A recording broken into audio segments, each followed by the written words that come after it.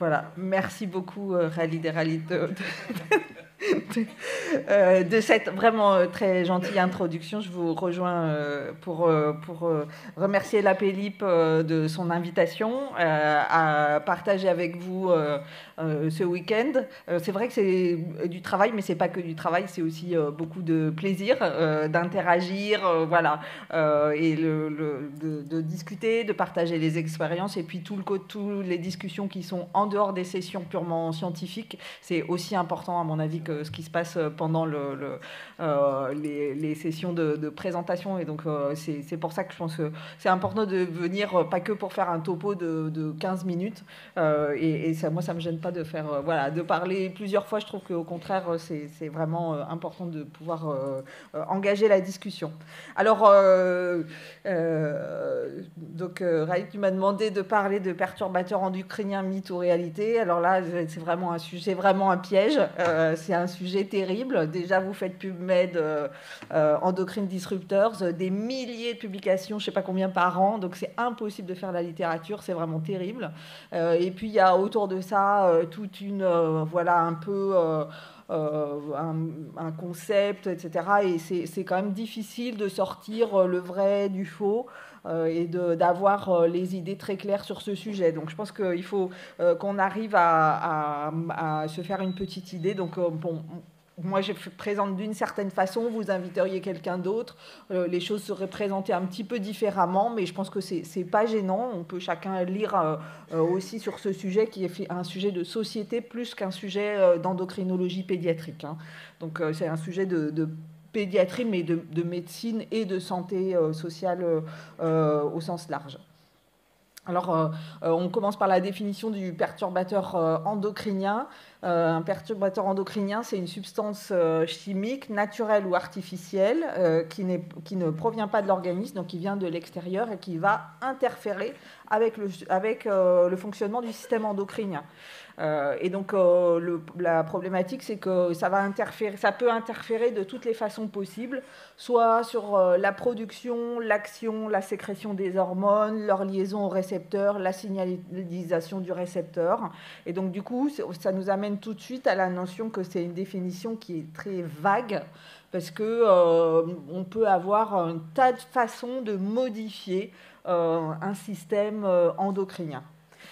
Donc on a des perturbateurs endocriniens qui sont dits naturels, qu'on va trouver dans notre environnement. Donc si on prend des œstrogènes ou si on mange du soja, je parlerai plus tard du distilbène. Il y a des produits chimiques, il y a des produits de synthèse comme la pilule, certains additifs, etc. Et donc en fait, toutes ces molécules peuvent interférer avec le système endocrinien. Mais alors, endocrinien, c'est quoi? C'est les glandes.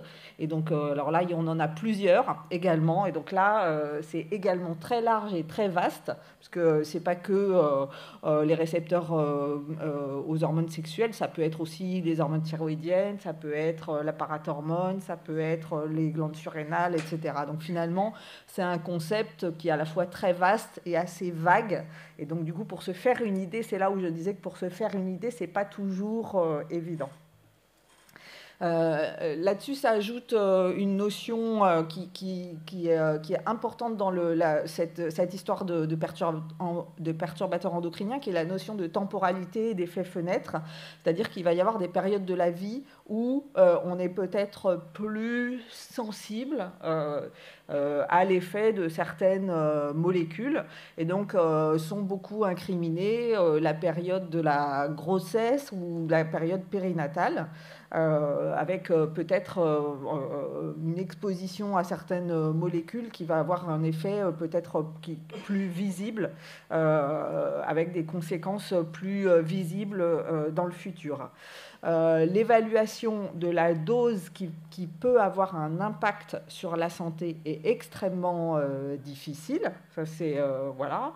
Il n'y a jamais d'études avec des populations contrôle. Donc l'ensemble des études sur lesquelles on va fonder les arguments pour dire telle molécule est un perturbateur endocrinien va être fait soit sur des cellules, soit dans des animaux, soit vont être non pas des études randomisées contre contrôle que vous pouvez avoir pour n'importe quel médicament, mais vont être des études d'association.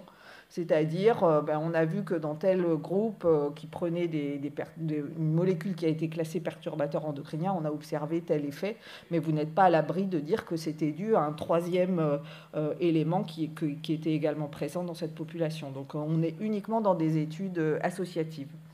Et comme je disais, les seules données qu'on puisse avoir qui aient un petit peu de tangibilité sont les données cellulaires ou les données sur les modèles animaux.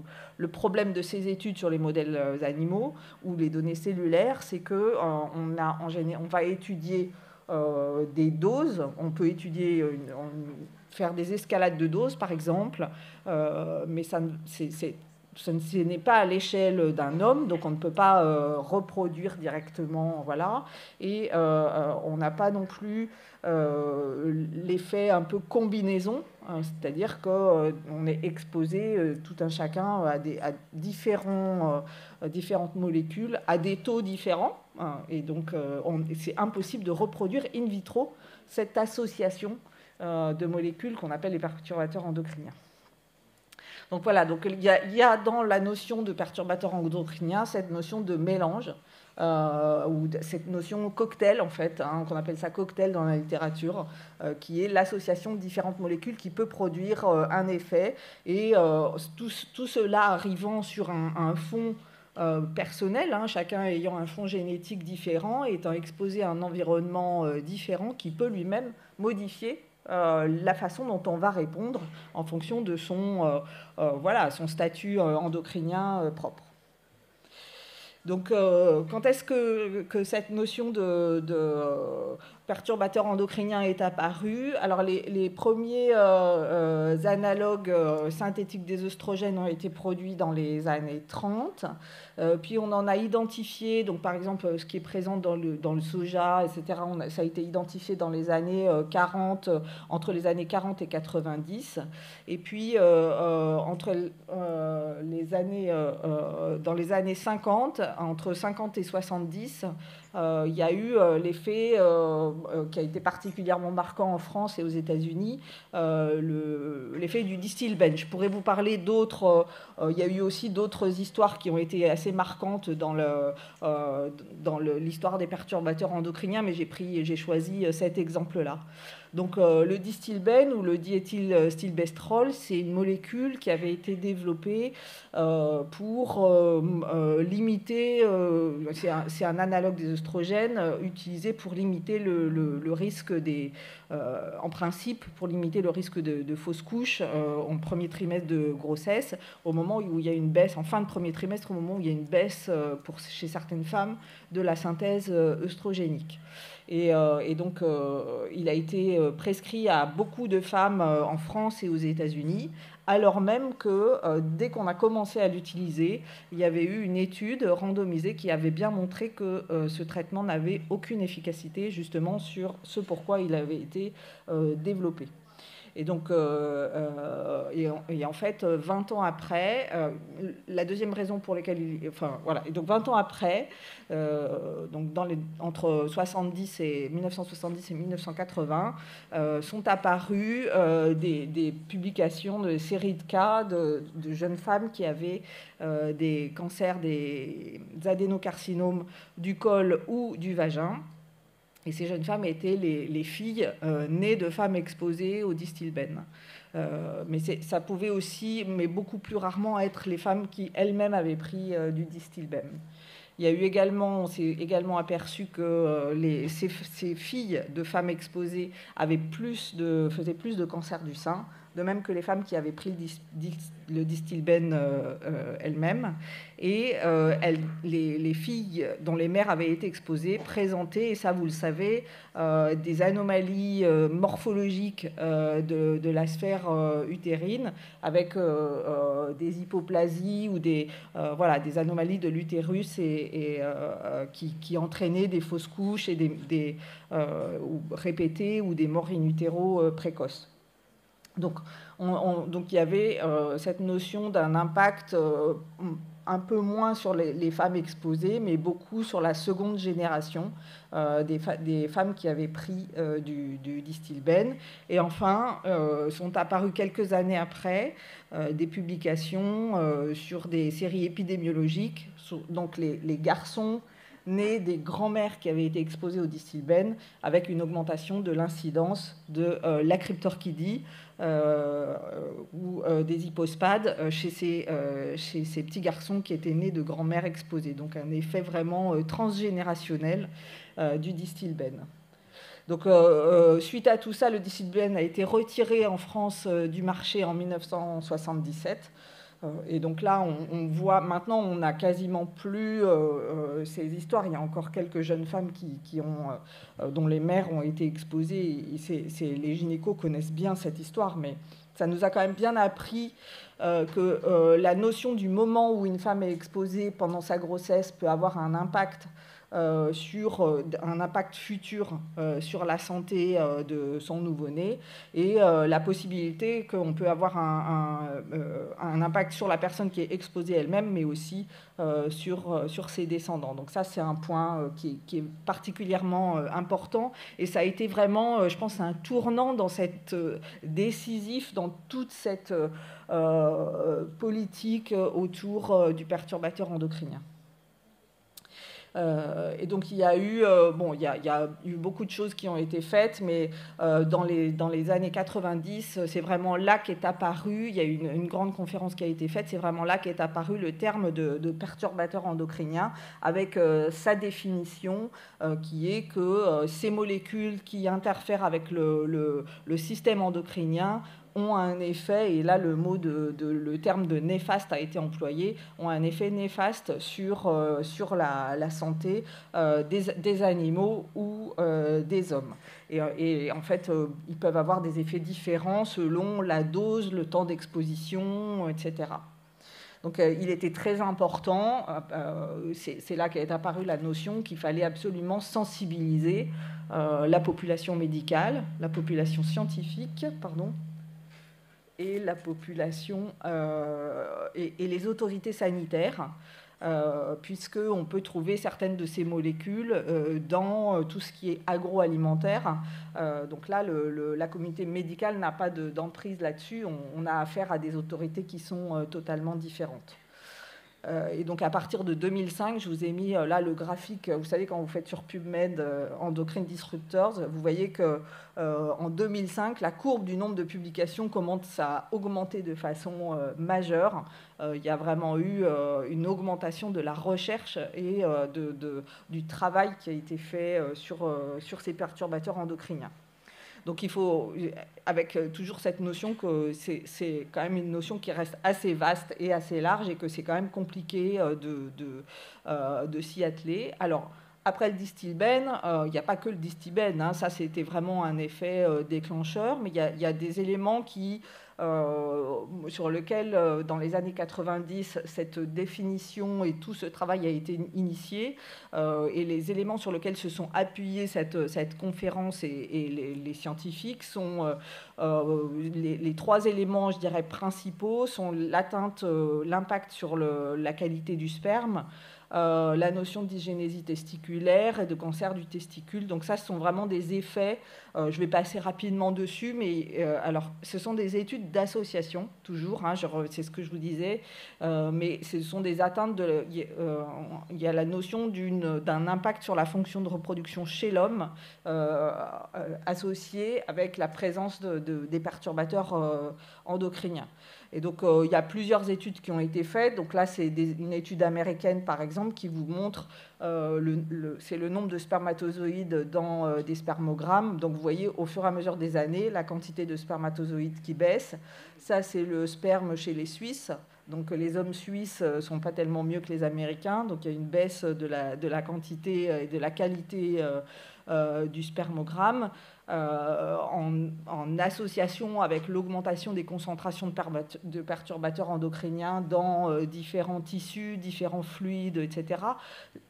On est toujours dans de l'association, hein, et on est sur des études épidémiologiques. Et une augmentation des malformations également de l'appareil génital. Et quand on parle de malformations, c'est-à-dire, c'est essentiellement l'hypospade. Le nombre de cancers du testicule a également augmenté au cours des années et donc cette association des troubles de la reproduction a été appelée syndrome de dysgénésie testiculaire en association avec la présence des perturbateurs endocriniens. Donc le testicule, et c'est un dessin que j'avais mis déjà dans mon topo de tout à l'heure, je vous ai expliqué qu'il y avait des cellules de Leydig et des cellules de Sertoli. Le testicule est une glande très fragile à laquelle il faut faire très attention et donc qui est dans un environnement chimique, hormonal particulier, qui peut subir le stress,